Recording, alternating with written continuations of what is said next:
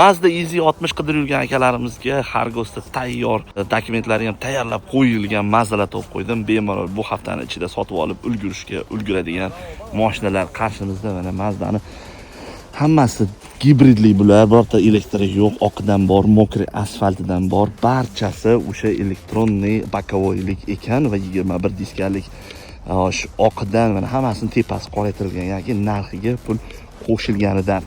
Oqlariga ham mana bunaqangi rangidan olaman desalaring ham shu $300 qo'shilganligidan mana oqqa tepasi qora. Mana bu yerda buni rangi qora ekan, bu sotilib bo'pti. Bir dona ekan o'zi. Afsuski sotilibdi. Mana yerda qorani o'rniga fioletoviy rangini olishinglar mumkin.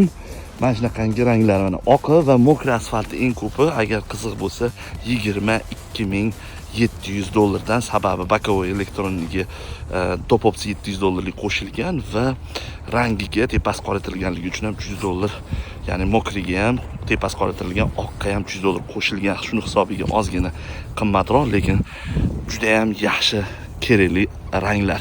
Sog' bo'linglar, qiziq bo'lsa raqamlarga aloqaga chiqib bemalol xarid qilishingiz mumkin.